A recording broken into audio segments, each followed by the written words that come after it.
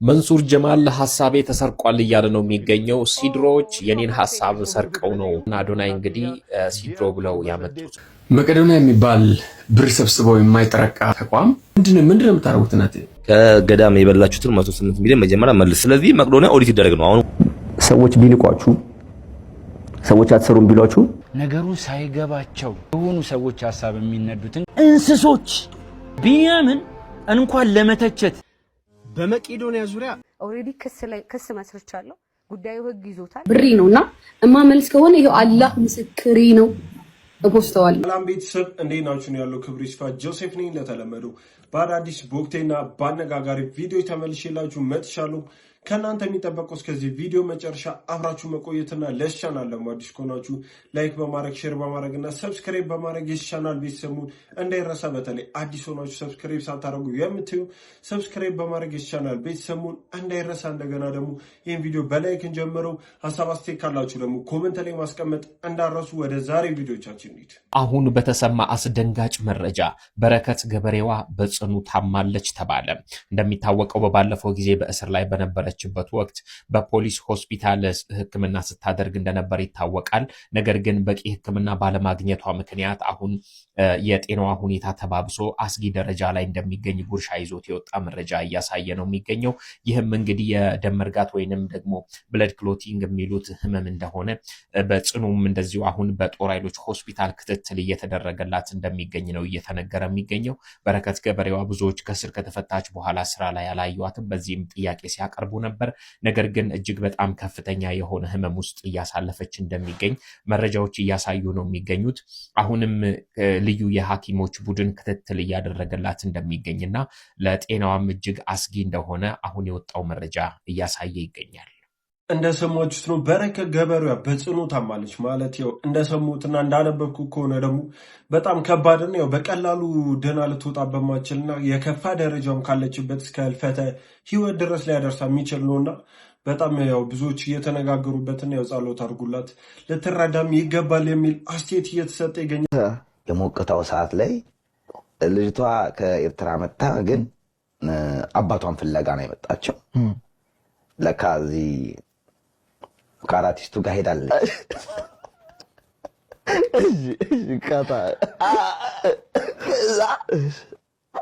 ለካ ተምታቶባታል። የት ነው የማውቀው አለ እሱ ነው ብላ ደምድማለች።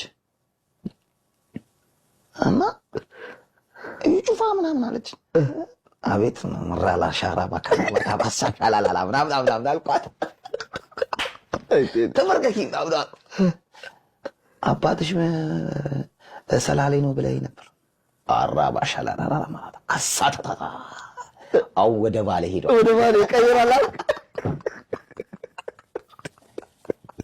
ምን አላደለም ብትላት ሱቁተ በቃ ደሞ ጸጉር ቁርጡም ካንተ ነው ገባ ይወሰደው ማለት ተጠራጠረችና እና ለዛኔ ደግሞ የተዝናና ነበር። እኔ ጉድ እያስኩ ነው። እሷም አምርረዋለች። አሁን ሰላሌ ባይል ሄድ ምናምን አወጣች ምናምን እያለ ጀናሽ ምናምን ብዬ ነውና አወኩአት ወይት ምነው አንተነ ዝምትነው ልጅ ከዛ ያልኳት ደስ ቢል ገጠመኝ። ያሰማችሁት ነው። ያው እኔ ከቀልዱ ይልቅ ማለት ነው እንትኑ ገዝቶኛል። ይሄ የቴዲዮ እና የእዩ ጩፋ መመሳሰል እውነት ለመናገር ከዚህ በፊት አስተውየው አላቅም ነበር፣ ግን በደንብ ነው የሚመሳሰሉት። በደንብ ማያውቃቸው ሰው ያው ሊሳሳትባቸው ይችላል። እና ደግሞ እስቲ እንደኔ ተመሳስሎባቸዋል ወይስ እኔ መስሎኝ ነው? እስቲ ኮሜንት ላይ አስቀምጡልኝ። እዛ ሸዋሮ ቤት በነበረ ጊዜ ምን ይላላካችሁ ነበር? እናንተ ልብስ ያጸዳል ምናምን እንዳልኩ ፐርሰናሊ እኔ አሁን አላውቀውም። አሁን ነው ስለያወራ ሰው ሜንሽን ሲያደርግ ምን ሲል ነው የመጣው እንጂ ለምሳሌ የሆነ ሰው እኮ አንተ እኮ የሆነ ሰው መሆን አለብህ። እኔም ሆንኩም በእርግጠኝነት አካባቢ ላይ ያሉ ሰዎች አያውቁትም። ምናልባት ቢታወቅ ለዛች ለ6 ወር ቆይታው እስር ቤት ላይ የነበረ ጊዜ ላይ አንድ እንደዚህ አይነት ሰዎች ካራክተራቸው ባይተው እንደዚህ አይነት ሰዎች አሉ። which is ብዙዎቹ ከተማ ላይ የሚያሉ ከፍለው ነው እርድና የሚማሩት ማለት ይገብቷል። ኦሪጂናል ድርዮች አሉ። ከነሱ ጋር ለመቀላቀል ትከፍላለህ። which is ስፖንሰር አንተ ነህ፣ ጋባዥ አንተ ነህ። አንተ ተፈልገህ ፒክ ትደረጋለህ፣ ምክንያቱም ጋባዥ ነህ። እንደዛም የጋበስክ ግን መስመር አታልፍም። ከዛ ያው ይጋበስኩ ያለው ዱርዬ ጋብዣዋለሁ ብለህ መስመር አታልፍ ተከባብረህ የምትኖረው በእስር ቤት ደረጃ ምን ይባላሉ መሰለህ እንደዚህ አይነት ሰዎች እንደ እሽኮ ነው የሚታዩት እሽኮ ይባላል እሽኮ ምንድነው የሚሸከም ነገር ነው አይደለም እሽኮ ማለት መሰለህ ላይክ ወንድ አለ ወንድ አለ ወንድ ስትሆን ታሪክህ የምር ብቁ ሲሆን እንደዚህ በሚዲያም ወጣ አይደለም ማንንም ሆነ አይደለም ልክ እንደዛ ብቁ ስትሆን ያንተን ልብሶችን የሚያጥብልህ አካባቢ የሚያጸዳልህ ይላላክልህ which is ወዳጅህ ቅርብ ነው ግን በግሬስም በፓወርም ትለያያላችሁ ስለዚህ አንተን ያገለግልሃል as long as you stay in the prison to serve ያደርጋል ገብቷል የሱ ኢንተርናሽኮ ነው ይባላል I think እሱ የሙሉ የግቢው እሽኮ ነበር መሰለኝ እሽኮ ነበር ያዛ ማለት ነው ያው ያለበት አካሄድ ያሳለፉ እንደዛ ነው እንጂ እንደ ወንድ የኖረ ሰው ወጥቶ እንደዛ ያወራል ከሰሞኑን አንድ የፈመሰ ሰው ነበር በምን በሳክስ በውሸት እና ያው ውሸት እንደሆነ የተናገረው ነገር አንድ እስር ቤት የሚያውቀው ልጅ መጥቶ እንዲህ ተናግሯል ጭራሽ እስር ቤት ተላላኪ ነበርና ደግሞ ደውዬ ስጠይቀው ለመፈመስና የውሸት ታሪክ ነው እውነት አይደለም ብሏል እና በጣም ብዙዎች ግን ያመኑት ነበሩ በፍጹም ግን ይሄ ማመን ይከብድ ነበር እኔ አንዳንድ ሰው ይገርመኛል እንደዚህ ነገር እንዴት በቀላሉ ሊያምን እንደሚችል ባለጌ አይደለሁም ራስን ታውቃለህ እኔ ፎቶ ምናምን አልለጥፍም አንተን ግን ያለፈውበት ነው ብሪ ነውና እማመልስ ከሆነ ይሄው አላህ ምስክሬ ነው እፖስተዋለሁ ነገር በቃ አለቀ የምታውቁት ሰው ባይዘው የጀምሪ ነው ይሄው ለላዚ የምታውቁት ሰው አምኜው ስራ ሰርቼ በሱ ፔፓል አስገብቼ ብር ላሻለኝና ዛሬ እንደ ፍሪ ነው እኔ ፎቶህን ነው መለጥፈው ለማለት ነው ነገ ስገባ ፎቶ ለጥፋለሁ አላህ ምስክሬ ነው አረ እኛ ምን እንጠንቀቅ ማን ነው እናቴ ትሙትን አላህ ምስክሬ ነው በቃ የምታውቁት ሰው ነው ትልኩልኛላችሁ እሺ ሪካርዱን እልክለታለሁ ማየት ስላለበት ነው አዩቲዬ ለኛ ማስሪንና ማን ነው እኛ ምናቆ ሆነ ድንገት እንደው እነግራችኋለሁ አይልክልኝም ያን በጣም አንተ አምኜ በአማና በሱ ልኬ በጣም ብዙ ብር ነው ባይዘው ወላሂ ላዚም እስቲ አው ዋትስአፕ ላይ ጻፊልኝ በእግዚአብሔር ለምን አትነግሪኝ አልነግራችሁም ለሱ ነው ግን ይሄንን እኔ አላህ በሚያውቀው ፎቶ እንዲህ ባለጌ አይደለሁም አንዴ እኔ ባለጌ አይደለሁም ራስን ታውቃለህ እኔ ፎቶ ምናምን አልለጥፍም አንተን ግን ያለፈውበት ነው ብሪ ነውና እማመልስ ከሆነ ይሄው አላህ ምስክሬ ነው እፖስተዋለሁ ነገር በቃ አለቀ ይሄን ለማለት ነው በጣም የምታውቁት ሰው ነው በጣም ነው እንዴት ስላላችሁ ተነግራችሁ አላህ ምስክሬ እኛ እናቋለን በጣም ብዙ ብር ነው ቲክታከር ነው አምኜ ፔፓል ስጠኝ ባንተ ያስገቡልኝ ብር አላህ ምስክሬ ነው ቲክታከር ነው አራዴ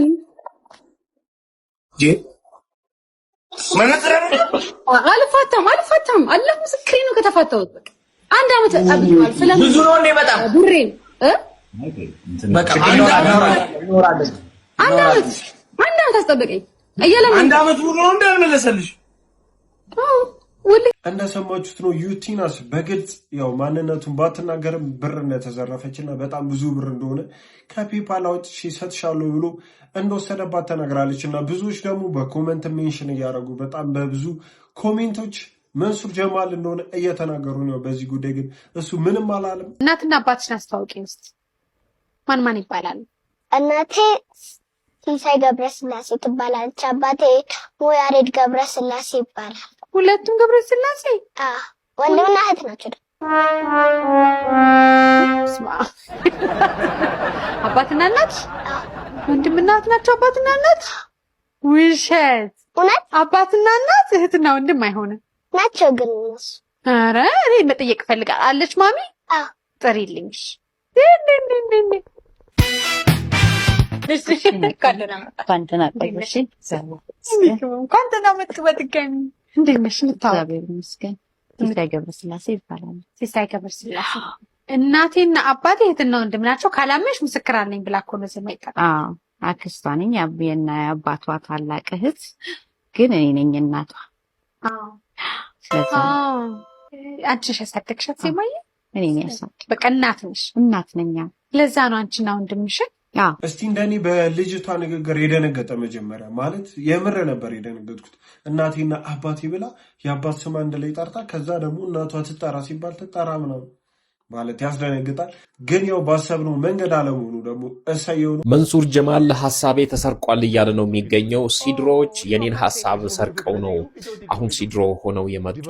እኔ ከተወሰኑ ዓመታት በፊት ኢትዮ ቲክቶክ ብዬ የፈጠርኩትን ጉዳይ እነሱ አሁን የኔን ሐሳብ ወስደው ነው እየሰሩ ያሉት። የዛኔ ስራው ተጀምሮ አፕሊኬሽኑ ዲቨሎፕ ተደርጎ ካለቀ በኋላ ከኦሮሚያ ኮኦፕሬቲቭ ጋራ እንደዚሁ ሄጄ እነሱንም አነጋግረን ነገሩ አልቆ ልክ ለ5000 ሰው ይለቀቅ ተብሎ ለ5000 ሰው ከተለቀቀ በኋላ ነገር ግን ሰዎች የማይሆን ነገር ፖስት እያደረጉ ስላስቸገሩ ወዲያው እንዲዘጋ ተደረገ። ምክንያቱም ፊልተር የሚያደርግ ሲስተም ስላልነበረው። አሁን ደግሞ እና አዶናይ እንግዲህ ሲድሮ ብለው ያመጡት ጉዳይ የኔን ሐሳብ ሰርቀው ነው የኔን ሐሳብ ወስደው ነው ሲል ትላንትና በኢንተርቪው ላይ አንስቷል ማለት ነው። ነው መንሱር ጀማል ሲድሮን ከሷል ማለት እና አዶናይን ከሷቸዋል። አዶናይ ደግሞ ምን እንደሚል ምን ሰማ ይሆናል። እስካሁን ምንም በዚህ ጉዳይ በእርግጥ መልስ አልሰጠም። ግን ቀላል ስላልሆነ ያው ኢትዮጵያን ሲመጣ እዛውን አሜሪካ ያለ የሚሆን አስተያየት መስጠቱና ለዚህ ነገር መልስ መስጠቱ ይቀራል ብዬ አላስብም። በዚህ ሰዓት እጅግ በጣም ደስ የሚል አንድ መረጃ ተሰምቷል። ዓለም አቀፍ የዲጂታል ሚዲያ ኮከብ የሆነው ዴይላም ፔጅ ወደ ኢትዮጵያ ሊመጣ ነው። በዓለም አቀፍ ደረጃ በሚሊዮኖች ዘንድ ተወዳጅነትን ያተረፈው ፈጣን የዜና መረጃዎችን በማድረስ የዜና አባት በሚል ቅጽል ስም የሚታወቀው ዝነኛው የቲክቶክ ኮንተንት ክሬተር ዴይላን ጄምስ ወይንም ዴይላን ፔጅ ወደ ኢትዮጵያ እንደሚመጣ ተነግሯል። ይህንን ታላቅ የምስራች ይፋ ያደረገው ቲክቶከሩ አዶናይ ሲሆን ከዴይላን ጄምስ ጋር የቅርብ ግንኙነት በመፍጠር ላይ እንደሚገኝም አስታውቋል። አዶናይ በቅርቡ ወደ ለንደን በማቅናት ከዴይላን ጋር እንደሚገናኝና እንደ ኢሮፓውያን አቆጣጠር ሜይ 15 2026 ዝነኛውን ጋዜጠኛ ይዞ ወደ ኢትዮጵያ እንደሚመጣም አረጋግጧል። እንዳያችሁት ነው አዶናይ ዴይላን ፔጅን ይዞ ሊመጣ ነው።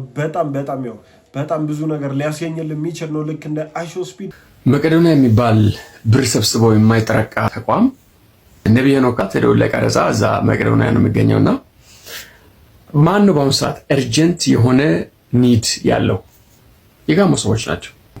በዚያ ውስጥ የሞቱ አሉ፣ ያልተገኙ አሉ፣ ንብረታቸው የጠፋ የፈረሰ መቋቋም የሚገባቸው በጣም ብዙ አርጀንት የሆኑ ጉዳዮች ያሉት ጋሞ ላይ ነው። ነብይ ተብዬው ሄኖክ ካሜራ የሚበዛበትና ጭብጨባ ሊያስገኝበት የሚችለው መቄዶንያ ነው። በነገራችን ለመቄዶንያ የሚባል ነገር መንግስት ኦዲት አድርጎ ካልነገረኝ በስተቀር ስንት ቢሊዮን ነው የምትሰበስበው? አንተ ማለት ስንት ቢሊዮን ሲሆን ነው በቃኝ የምትለው? አመቱን ሙሉ በሚሊዮን ነው የሚገባው። የት ነው ምንድነው የምታደርጉት እናንተ? ይሄ ኮሪደሩን የምታለሙት እናንተ ናችሁ እንዴ? በአካፋ ይሰጠዋል፣ በማንኪያ ይሰራል። ይህንን ለመንግስት ተዋለሁ። መንግስት ኦዲት አድርጎ ሪፖርት የሚያደርገው ነገር ካለ ሪፖርት ያደርግ። ነብይ ሄኖክ ካልጠፋ ነገር መቄዶንያ ብር ችግር አለበት እንዴ? እና ነብይ ተብዬዎች እንረዳለን የምትሉ እየሰራችሁ ያሉት ስራ ማየት እንፈልጋለን። እንደሰማችሁት ነው የዶክተር ቢኒያም የመቄዶንያ መስራችና ባለቤት ያው በጣም ብዙ ትችቶችና ሌባ እንደሆነ ተደርጎ በዚህ መልኩ እየተወራ ነው እና የተለያዩ ሰዎች ደግሞ መልስም እየሰጡ ነው። የተለያዩ ሰዎች ደግሞ በዚሁ ልክ እየተቹ ነው። እኔ ምን አይቶበት እንደሆነ አልገባኝም። ማንም መረጃ እየወጣ አይደለም። ከመሬት ተነስቶ ነው ይህን እያሉ ያሉት። ምክንያቱም እስካሁን ያቀረቡት ነገር የለምና ያው ኦዲት ይደረግ ማለት ያው መጥፎ ነገር ቢሆንም እስቲል እንደዚህ እሱን እያንቋሸሹ ማውራት የወላ ስራ የሰራን ግለሰብ ልክ አይደለም። እሱም ደግሞ የሚያሳዝንና አስደንጋጭ መልስ ሰጥቷል። እሱንም አብረን ያለን የሌሎችንም አስተያየት አብረን አይተን እንምጣ። ነገሩ ሳይገባቸው ቢሆኑ ሰዎች ሀሳብ የሚነዱትን ግን አዝናለሁ። ቀደም እንዳል ወየውላቸው ይላል መጽሐፉም እና እንደው አሁን በዚህ ሰዓት ማለት ነው ጋሽ ሰው ስለ መቄዶንያ አያውቀውም ብለህ የምታስበውን ነገር እስቲ ነገር በቃ ይሄን አያውቀውም የምትለኝ ዋናው የማያውቀው መቄዶንያ ላይ እግዚአብሔር እንደሚሰራ አያውቅም። ቢያውቅ ኖሮ ስለ ገቢ ማሰብ አያወራም ነበር። እና እኮ ቋሚ ገቢ ያለ እግዚአብሔር ይሄንን አለማወቃቸው ሰዎች ተሰጠው። ግን ብዙ ሰዎች እዚህ መጥተው ሲጎበኙ የሚገርም 20 ደቂቃ ጎብኝተው ዲማ እግዚአብሔር ነው የሚሰራው ነው። ስለዚህ ብዙዎቹ ያልመጡ ያላዩ ናቸው። ስለዚህ መሰረታዊ ሰው የማያውቀው በመቄዶንያ ላይ እግዚአብሔር እንደሚሰራ አያውቅም። እኛ አሁን ሰው ለዚህ ፎቅ ነው የሚገርመው። አሁን እኛ የዚህን 5 እጥፍ የሚሆን ፎቅ ልንሰራ እሱ ነው። አሁን ትንሽ እኮ መታገስ አቅቷቸው ትንሽ ቀን ቢጠብቁ ያዩታል። የፎቅ ያልቃል። በቃ ጨርሰናል። በነገራችን ላይ ሌላም ፎቅ እንሰራለን። በጣም ብዙ ስራ ይሰራል መቄዶንያ በቃ በእግዚአብሔር ኃይል ማለት ነው። ያም በይለስ ያዩታል እና እግዚአብሔር ስለሚሰራ እኮ ነው እኛ እንደዚህ ፕላን የምናደርገው ስለዚህ እግዚአብሔር መስራቱን ማወቅ አለባቸው። ይህንን ፕሮግራም የምትከታተሉ ሰዎች ቢንቋችሁ፣ ሰዎች አትሰሩም ቢሏችሁ አትዘኑ። ብዙ ጊዜ በቃ አንደኛ ብዙ ጊዜ ሰውና የእግዚአብሔር ፍርድ የተለያየ ነው። ሰዎች ሰው የሚገመገሙት የትምህርት ደረጃውን አይተው ወይ ደግሞ በሀብቱን ገምተው ነው። አንዳንድ ሰው ትዳሩን የሚያጣ ሰው አለ። በቃ ወይ ስላልተማረ ወይ ሀብታም ስላልሆነ በሰዎች ተንቋል ማለት ነው። ሰው ቢጨክን እዚህ ባሉ የአእምሮ ህሙማን ላይ ይጨከናል። በዚህ ላይ ይጨከናል። ተው ግድ የላችሁም። በዛሬ ጤናችሁ አትኩራሩ። ይህንን ቪዲዮ የምትመለከቱት ነገ ምናልባት እዚች አልጋ ላይ የምትተኙት ባለተራው እናንተ ትሆናላችሁ።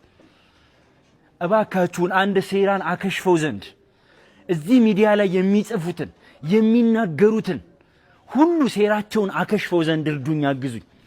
እባካችሁ በፈጠራችሁ አምላክ ኢትዮጵያውያን አብዝታችሁ ኮፒ ሊንክ አድርጉልኝ። ከኋላዬ በጠቅላላ ያሉት የአእምሮ ህሙማን ናቸው። እባካችሁ በእነዚህ ላይ አትጨክኑ። በደንብ አድርጋችሁ ሼርና ኮፒ ሊንክ አድርጉት። ሁሉም ኢትዮጵያውያን ሪፖስት ያደርግልኝ ይሄንን ቪዲዮ። መቄዶንያዋን መተቸት፣ ቢንያምን በቃላት ማሳቀቅ እነዚህ ላይ መፍረድ ነው። እነዚህ ላይ መጨከን ነው። እዚህ ግቢ ውስጥ ከ9,000 በላይ የአእምሮ ህሙማንና አረጋውያን ይገኛሉ። አስቡት። ቦታ በማጣት ምክንያት ደግሞ አስቡት፣ ይህ ህንፃ ሳይጠናቀቅ ሳያልቅ እዚህ ውስጥ ከ750 በላይ የአእምሮ ህሙማን እንዲያርፉ ግድ ሆኗል። እንስሶች፣ የዲያብሎስ የግብር ልጆች፣ የሰይጣን ቁራጮች፣ ሐሳባቸው አእምሮአቸው የሚያፈልቀው ክፋት፣ በሰዎች ላይ ቅናት ብቻ ተመልከቱት። ቢንያም የመቄዶንያም እንዴት ያማል እናንተ። ኮፍያውን ያወልቅም ከ2002 ዓመተ ምህረት ጀምሮ እንደዚህ ውልቅ እንዳለ ብሩን ለምን ነው የምትወውለው? ለሽብርተኛ ነው የምትረዳው? አገር ነው የምታበጣብጠው? ምን እያረከው ነው እንዴ? አንተ ወንድምን 3 ቦታ በጩቤ የወጋ ሰውዬ ከሆነ ዛሬ መላክ የሚያጫውተ በቃ ነው የሸለቸን። አንድ አይነት ድራማ ኮፍያ፣ ያቺ ኮፍያ አለች። አሁን ኮፍያውን በከለር ነው የምቀይራት። በቃ አውልቆ ኮፍያውንም ጠረቃ ማጠገብ ሰውዬ ሁሌ ድራማ። ዶክትሬት ሰጠን፣ የክብር ዶክትሬት። ከክፋት አባታቸው ከዲያብሎስ የወረሱትን እዚህ ሚዲያ ላይ ስለ ዶክተር ቢንያም እንዲሁም ደግሞ ስለ መቄዶንያ ግማሹ ሲጽፍ ግማሹ ደግሞ እንደዚህ ቪዲዮ እየሰራ ባፉ ሲጸዳዳ ሳይ እንዴት እንደዘገነነኝ እንዴት ልንገራችሁ። ቢንያምን እንኳን ለመተቸት እንኳን ለመንቀፍ ለማብጠልጠል አይደለም ለማመስገን እንኳን ብቁ አይደለንም። አንዳንዴ እንዲህ ታዋቂ የሆኑ ሰዎችን በመተቸት በመንቀፍ አቃቂር በማውጣት ታዋቂ ለመሆን የሚጥሩ እንዲህ የሚጋጋጡ ሰዎች አሉ። አሁን እናንተን መሬት እንኳን ተጸየፋችኋለች አይደለም። እዚሁ ማህበረሰብ ውስጥ ነው ያላችሁት እናንተ። አሁን እናንተ ቤተሰብ አላችሁ፣ ልጅ አላችሁ፣ እናት አባት አላችሁ ማለት እኔ እግዚአብሔርን በጣም ውስጤ በጣም ነው የዘገነነኝ። አሁን በእንደዚህ አይነት ሐሳብ እንኳን ስመጣ እንዲህ ለመብላት እንኳን ጊዜ የሌለው ጉሮሮ እንኳን ምግብ የማይቀበልለት ማርያምን እንደኔ እንኳን እኮ እንደዚች እንኳን ቁጭ እኮ አይለም እኮ ቁጭ እንኳን አይለም። ይህንን ሰው ነው የምንተቸው፣ ይህንን ሰው ነው የምንነቅፈው፣ ይህንን ሰው ነው ሌባ ምናምን የምንለው። ስንቱን እንደዚህ እያላችሁ አሸማቀቃችኋቸው። ስንት ነገር የሚሰሩትን ሰዎች እንደዚህ አይነት ትችት፣ እንደዚህ አይነት ነቀፋ፣ እንደዚህ አይነት ሰይጣን የወለደውን ሐሳብ ወደዚህ ሚዲያ በማምጣት ከአገልግሎታቸው ከበጎ ስራቸው አገዳችኋቸው። ቢንያም መልስ ሰጥቷል በዚህ ጉዳይ። እስቲ እናንተ በዚህ ጉዳይ ምን አይነት ሐሳብ አላችሁ? ኦዲት ይደረግ ብሎ መጠየቁ እሱ መተቸቱ ልክ ነው ብላችሁ ታስባላችሁ? እስቲ ሐሳባችሁን ኮመንት ላይ አድርጉልኝ እና የተለያዩ ሰዎችን በዚህ ጉዳይ ሌላ ሐሳብ እየሰጡ ነው። እሱንም አብረን አይተን እንመለስ። ጓደኞችን አሳየኝና ማንነትህን እነግርሃለሁ የሚባለው ተረት ለአንተ ነው የሚሰራው። አንድ ነገር ልንገርህ፣ አንተም ሆነ ይገረም ምናምን ተብዬ ማለት ነው ከገዳም የበላችሁትን 108 ሚሊዮን መጀመሪያ መልስ። የዛ ሄደ እንትን ከማለት ሲቀጥል ደግሞ ማነው እኚህ ችግሮችን ስላሳየ እኛ በህፃጽ አይተናል። ለፖለቲካ አፍሪካ ውስጥ የተለመደ ነው። ለፖለቲካ ሲባል ሰው ይራባል፣ እንዲራብ ይደረጋል። ቢኖይ ዛት እናውቃለን። ስለዚህ መቄዶንያ ኦዲት ይደረግ ነው። አሁን ወደ ተንጠላም ኦዲት የሚደረገው ነገር ቢንያም ሆነ ኮፍያውን አውልቆ ፊልሙን አቁሞ ኦዲት ይደረግልን ነው። ወደ ልክም ጠላ ቢንያም እኮ ነገም ሊያልፍ ይችላል እና ቢንያም ስላለፈ መቄዶንያ ይበተናል ማለት ነው እንዴ? አይደለም። 120 ሚሊዮን ህዝብ የተሰጠን 120 ጭረት የተሰጠን 120 ሚሊዮን ልብ የተሰጠን የስቱደንት አንቺ ሰዎች አሉ ገባ የሚረዱ ሰዎች አሉ። ስለዚህ እኛ አሁንም ለፖለቲካ ዓላማ ሊውል ይችላል፣ ለሽብርተኛም ሊረዳ ይችላል። ለምንም ሲቀጥል ደግሞ ሃይማኖታዊ ወላ የእስላም ብለው ወላ የክርስቲያን የእርዳታ ተቋም አንፈልግም፣ መፍረስ አለበት። ይሄ ግልጽ ነገር ነው የምነግራችሁ። ለምን የሲቪክ ማህበራት ከሃይማኖት ከብሔር እና የጸዱ ናቸው። ገባርለ ኦዲት ይደረግ ማለት ለምን እንደሚያንጫጫ የአይጥ ምስክር ድንቢጣሉ አንድ ነገር ንገረህ ቢኒያም ብቻውን ያው ልብር ሊበላ እንደማይችል ነገር ግን እናንተ ይገረም ምናምን መናቃችሁ በራስ ሰበብ ኮሚሽን መበሉ ሰዎች በዙሪያ ስላላችሁ እናንተ ናችሁ መበሉት። እኛ ቢኒያም ካላም ሰው ስለሚያሰማን እናንተን መበሉ እናቃለን። እሱንም አግታችሁትም ልበሉ እናቃለን። ለምን እንኳን በእርዳታ ይሰበሰበ ብር አይደለም ከቤተ እምነት ከፈጣሪ የምሰርቁ ናችሁ። እናንተ ከፈጣሪ የምሰርቁ ታወራለን። ያንተ አታፍርም እንዴ? ይሄን እንኳን አንዱ ራሱ በቃ እኛ አንድ ጥያቄ ጠይቀናል 10 ጊዜ ቪዲዮት ለምን ጭንቅላታችሁን የተመተው በቃ አግኝተናቸዋል። ኦዲት ይደረጋል። አሁን ወደልክም ጠላም ኦዲት ይደረጋል። ቢኒያም በል ምንም በል የሀገር መሪ ማለኩ ሀገር ውስጥ ምንድነው የምታወራው? አንድ የንጆ እኮ ነው የምትረዱት። ሌላ ሀገር ምንድነው ለሀገር ሰው ያለሽ አስተዋጽኦ ምንድነው? ንገረኝ እስኪ። በመቄዶንያ ዙሪያ ሰሞኑን ሰዎች ቅሬታ ሲያነሱ በተደጋጋሚ እየሰማው ነው። በቢሊዮን የሚቆጠሩ ገንዘቦች ለመቄዶንያ እየተሰበሰቡ ነው። ራሱ መንግስት፣ ህዝብ፣ ተቋሞች፣ ግለሰቦች ይሰጣሉ በሚሊዮን የሚቆጠሩ ገንዘቦች። በድምሩ በቢሊዮን የሚቆጠር ገንዘብ ይኖራል ብዬ አስባለሁ፣ ተሰብስቧል ብዬ አስባለሁ።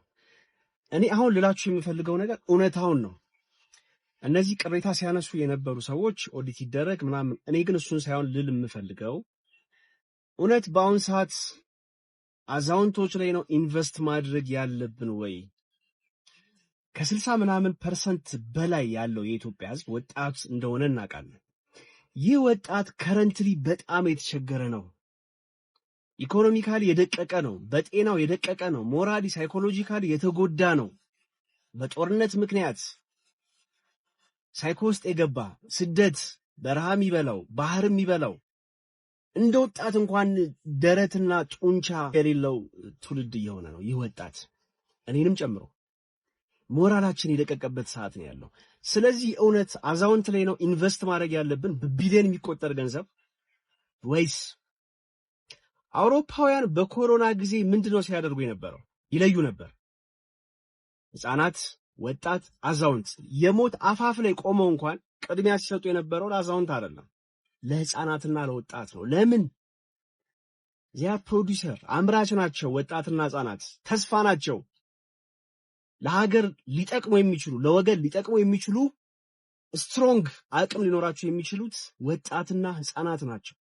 ታዲያ በዚህ በችግር ወቅት ብዙዎች የቤት ኪራይ መክፈል ያቃታቸው ወቅት፣ ብዙዎች ጠግቦ መብላት ያቃታቸው፣ ብዙዎች እናት አባታቸው መርዳት ያቃታቸው ወቅት ላይ ቆመን አዛውንት ላይ ቢሊየን ገንዘቦችን ፈሰስ ማድረግ ጤናማ አስተሳሰብ ነው ትላላችሁ?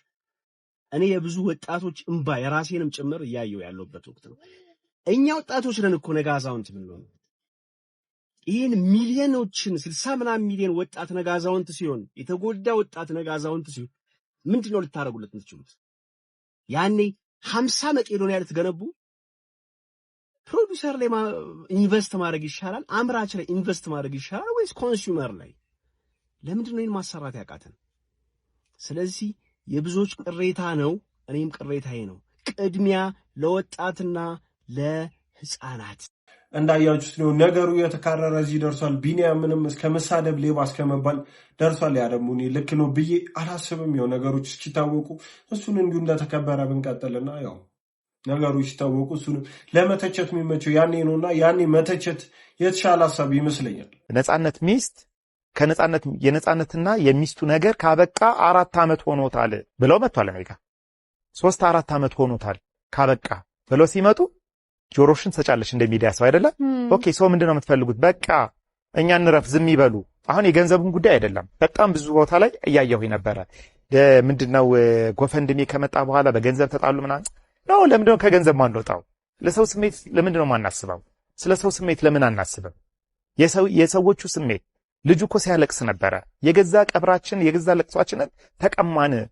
ትንሽ የድንኳን ሰምተሽዋል አይደል? ፕሮግራሙ ላይ ታናሽ ወንድሙ ሲናገር እኛ እኮ ጠይቀናቸው ነበረ፣ ትንሽ የለቅሶ ስጡንና ድንኳን ስጡንና እኛ እናልቅስ፣ እናንተ እንደፈለጋችሁ አድርጉት፣ በቃ እኛ ግን ወንድማችንን ያጣ ነው እናልቅስ።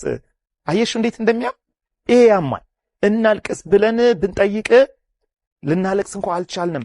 ለምን ለቅሶን ወደ በእነሱ በኩል አድርገው እርማቸው ማውጣት ኦልሬዲ ምን ሆነ መሰለሽ፣ ይሄ እንትኑ ተጠለፈ መሰለኝ፣ ለቅሷቸው ተጠለፈ፣ ሐዘናቸው ተጠለፈ፣ ማልቀስ አልቻሉ። እኛ ጋር ስናለቅስ እንዴት ነው የምናለቅሰው? የሚያጽናና ሰው ማንን ነበር ሲያጽናና የነበረው? ሚዲያ ማንን ነበር ሲያጽናና የነበረው? ይገባሽ? ሚዲያ ሙሉ በሙሉ ሲያጽናና የነበረው ማንን ነው? ማህበረሰቡ ሲያጽናና የነበረው ማንን ነው? የሆነን አካል ነበር ሲያጽናና የነበረው አይደለ? እነሱ የሚጠቅሷቸው ለምሳሌ ያክል ጓደኛውን ሲያጽናና ነበር ህዝቡ፣ ሚስቱን ሲያጽናና ነበር ህዝቡ። ኦኬ፣ እዚህ ጋር ያለውን ቤተሰብ ኢግኖር ተደርገናል ነው የሚሉት። አንድ በጣም ያልወጣ አንድ ነገር ልንገርሽ። ሊሞት 4 ወር ወይም 5 ወር ሲቀረው ካልተሳሳትኩኝ ኦገስት አካባቢ ላይ $9,000 ለቤተሰቦቹ እንደላከ ታውቂያለሽ? ልጁ ኮሌጅ ሲገባ የመጀመሪያ ልጁ $2,000 ብሩን መላክ ተይውስ ቋሚ ነው። ይሄ 2,000 2,500 ምናምን እሱ ቋሚ ነው። ምርጥ አፍቃሪ፣ ምርጥ አባት ነፂ፣ እመኑኝ በእውነት ከምሬ ነው፣ በማቀው ልክ ሴሰኛ አይደለም።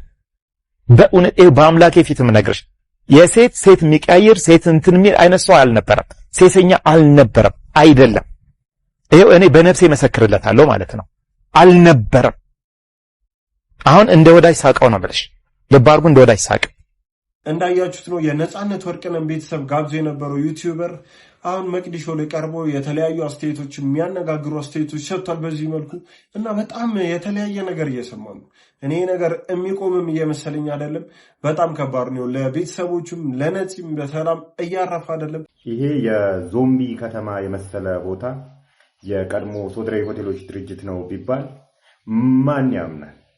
ይሄን ቦታ እንግዲህ ድንቁ ደያስና ቀመር ዩሱፍ አንድ ወቅት ሲባሉበት የነበረ ቦታ ነው። የቀድሞ ይዞታነቱ የመንግስት የነበረ ነው። ከዛም በኋላ በወረደ ዋጋ ለ3 ሰዎች ተሸጠ። ከዛ ሲባሉበት ነበር።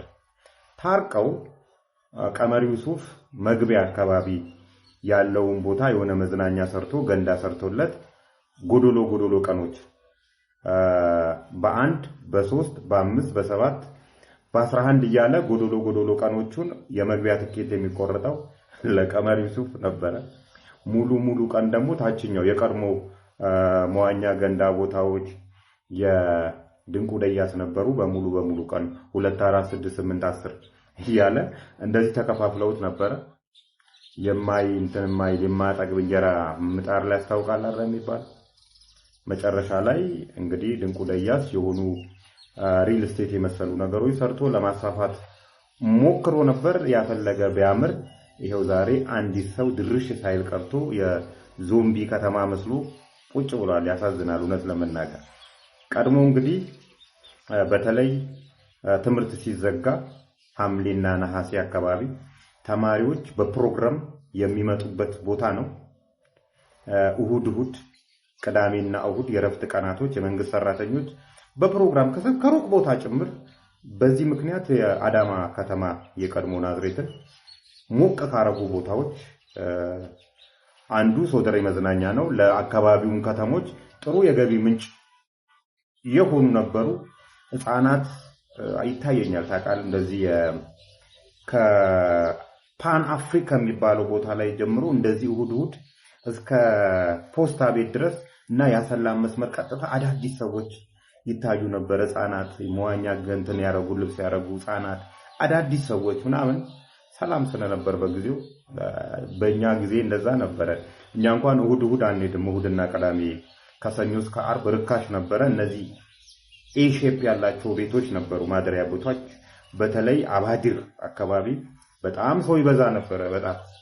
ዛሬ ላይ ይኸው መንግስትም ትርፍና ኪሳራውን ሳያሰላ ለነዚህ ሰዎች ሰጣ።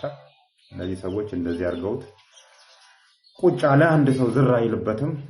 አባድርም ብቻውን ይንፎልፎላል። ከተማውም የአዳማ ከተማና አካባቢዋ ከተሞች ምንም አይነት ገቢ ሳያገኙ ቀርተዋል። ሰዎቹ ግን የሰላም እጦት ነው ይላሉ። ሰላምን ቢኖር እነዚህ ሁለት ሰዎች ሶደሬ መዝናኛን ሊያስቀጥሉት አይችሉም። ምክንያቱም ሲሰሩ የነበሩት ልክ እንደተሸጠላቸው መግቢያ ዋጋ መጨመርና እዛ አካባቢ ያሉት ፍጆታዎችን፣ ምግቦችን፣ መጠጦችን መጨመርና በትላልቅ በቃ የካፒታሊስቶች ቦታ ማድረግ ነበረ።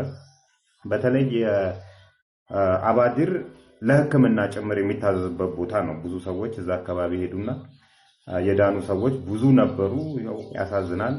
የዞምቢ ከተማ መስሎ አረምና የተለያዩ ነገሮች በቅሎበት በእንደዚህ አይነት ሁኔታ ቁጭ ብሎላችኋል። እስቲ እንደኔ ሶደር የሚያስታውስ በፊት ባቡ ጋያ የተባለ በትምህርት ቤትም ጉዞ ይዘጋጅ ነበር። ያ ቦታ እንደዚህ መሆኑ ስታዩ ያሳዝናል። ኦልሬዲ ክስ መስርቻለሁ። ጉዳዩ ህግ ይዞታል። በጭራሽ አሁን ከኮንሰርቲን ከምንም በላይ የሚበልጥብኝ ይሄ ጉዳይ ነው። ህግ ደግሞ መከበር አለበት። ከህግ ሁላችንም ከህግ በታች ነን። እኔ እንዲህ ነው አልልህም፣ ቃል እምገባላችሁ ግን እውነታውን ይዤ ከፍርዱ ጋር እዚህ ወንበር ላይ እንደምናገር ቃል ገባላችኋለሁ።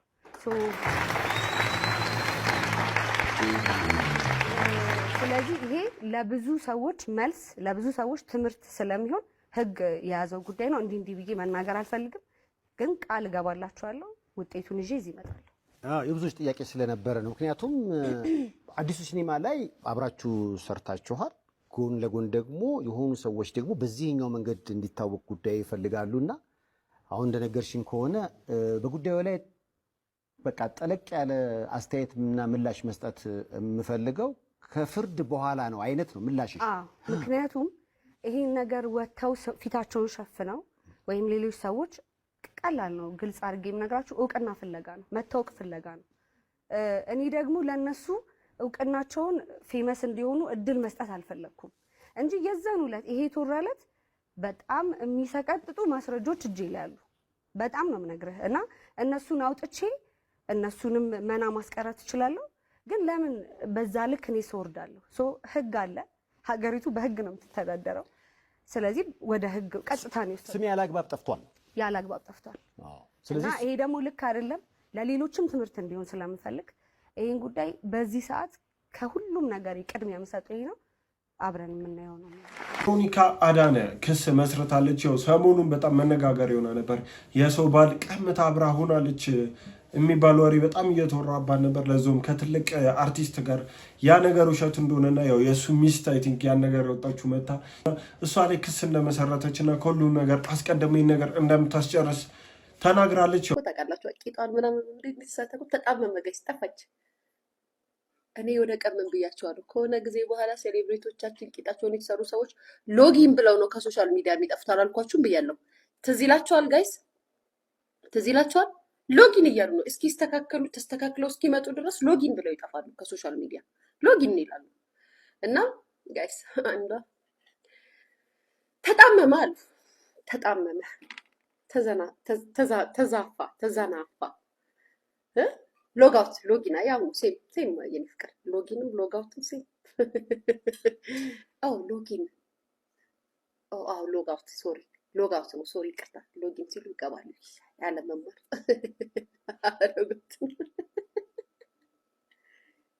ሎጊን እና ሎጎት ሳለ ሊያሹ ስለ ሰርጀሪ የሁላ ነገር ማብራሪያ መስጠት እኔ ልክ አይመስለኝም። ማንም እዚህ ጋር ሊሰማትም አይገባም። አልሆንልህ ሲል መጉላትና መግዘፍ ከታላቆች መሃል አንዱን መርጠ ዝለፍ ካልሆነ በስተቀረ እኔ በምን መስፈርት፣ በምን መለኪያ፣ በምን ግራውንድ ላይ ቆማችሁ ነው ቢኒያምን በዚህ ልክ መናገር የቻላችሁት? ለአንዳንድ ሰዎች ነው ይሄ ጥያቄ። አይሚን በብዙ እርዳታ በመስራት ውስጥ ገንዘብ ይሰረቃል ምናምን፣ ብዙ ሰዎች ለራሳቸው ክብር ኤንጂዎችን ይጠቃል። ቢኒያም ቅንጡ መኪና ሲነዳ አይታችሁ ታውቃላችሁ? ክለብ ገብቶ ሲጨፍር አይታችሁ ታውቃላችሁ? የረባ ምግብ ሲበላ እንኳን አይታችሁ ከቀን ወደ ቀን ሰውነቱ ተጎሳቁሎ አካሉ ደክሞ ያለውን በሙሉ ለሰዎች ሰጥቶ በሚሰራው ስራ ላይ ስህተት ቢኖር እንኳን በምን ድፍረት ልንናገር እንችላለን? እንዲህ አይተ ነው እንዴ? እንደው የሄዶ መንግስት ምናምን ኦዲት ሲያደርገው የሆነ ስህተት እንኳን ቢገኝ እንደ አንድ ኤንጂኦ እንዴ የአሰራር ላይ ምናምን የሆነ ሲሰሩ ተሳስተው ነው እንጂ እንደው እዚህ ተቋም ሊባል ነው እንጂ የሚችለው ቢኒያምን መጥቶ አንድ ሰው ለመናገር አይሆንም። ይሄ የሆኑ ሰዎች መጥተዋል እዚህ ሶሻል ሚዲያ ላይ ሌባን እናጋለጣለን የሰረቀን ምናምን በሚል ሰበብ የሰው ክብር የሚነኩ በሚዲያ ላይ መጥቶ ሌባን ማጋለጥ የሰረቀን ጥፋት ያጠፋን ምናምን እንትን ማለት ጥሩ ነገር ነው። ግን ያም በህግና በስርዓት በአግባቡ ሊሆን ይገባል። ሁሉን እንዳበደ ውሻ መንከስ ትክክል አይደለም። እረፉ። ቢኒያም ግን እንደ ሀገር በጣም ጥቂት ሰዎች ናቸው። ቢኒያም እና ወዳጆቹ በዙሪያ እንደ ሀገር እንወዳቸዋለን፣ እናከብራቸዋለን። እንደዚህ አይነት ሰዎች ስላሉ በሰብአዊነት ተስፋ አንቆርጥም። እሺ ቤተሰብ የዛሬዎቹ ቪዲዮዎች እነዚህን ይመስሉ ነበር። እንደወደዳችሁ እንደተዝናናችሁባችሁ ተስፋ አደርጋለሁ። እስካሁን አይታችሁ ላይክ ያላረጋችሁ ላይክ በማድረግ ሰብስክራይብ ያላረጋችሁ ደግሞ ሰብስክራይብ በማድረግ የቻናል ቤተሰቡን እንዳይረሳ። በቀጣይ ቪዲዮ ደግሞ እስከምንገናኝ ሰላም ሁኑልኝ።